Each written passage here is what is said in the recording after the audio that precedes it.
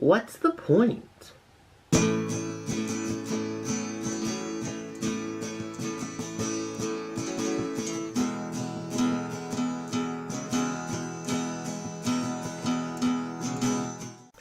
The point is that time is no reason to quit.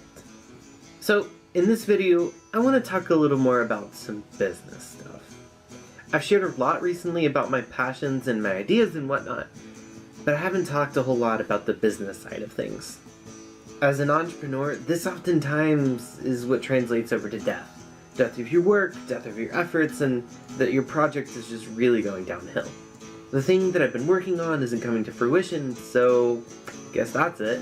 Fear not. It is indeed not the end. We live in such a capitalistic world that demands return the instant something is given. I know this firsthand as it is in my own expectation of living in this modern world. But here's something to think about. The things that we do, decisions we make, and the dreams that we realize are all products of time. There's an interesting trend going on in technology that I specifically want to address, and this is related to phones and video games. These are things that if we went back to the aughts, people were biting at the bit just about every month for the newest thing.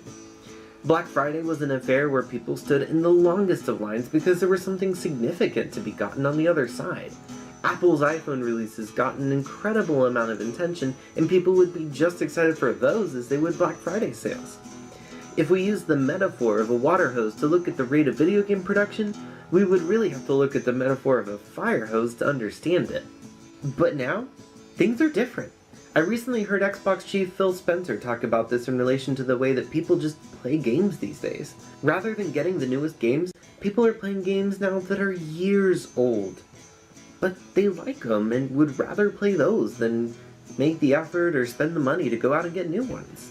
Recently, I also saw another post about an Apple store in LA right before the launch of Apple's most recent iPhone. The crowd? Not even there.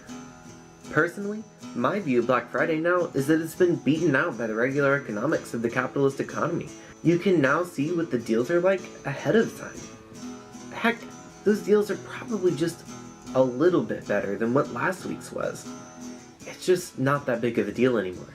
Currently, that rapid turnover is being seen in virtual reality, augmented reality, and mixed reality.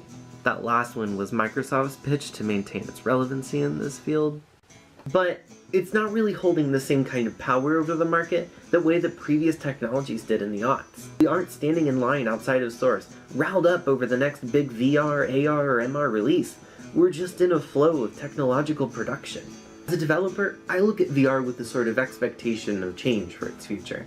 As crazy and expensive as it seems right now, I simply expect, and any tech expert would probably say the same, that in about 3 years, the market will expand pretty rapidly as accessibility increases and normalcy of the product settles into our society. So, the point is that time is no reason to quit. Just because you can't churn out a magical product tomorrow doesn't mean you shouldn't even try. The markets, our society, they're all shifting to expect longer life cycles of tech and material objects. Go for it. If you like what you heard, I want to know. Click on the like and subscribe button. Furthermore, if you want to see more about what I'm creating for a more regular VR economy, go check out Glottoverse on Facebook and Twitter.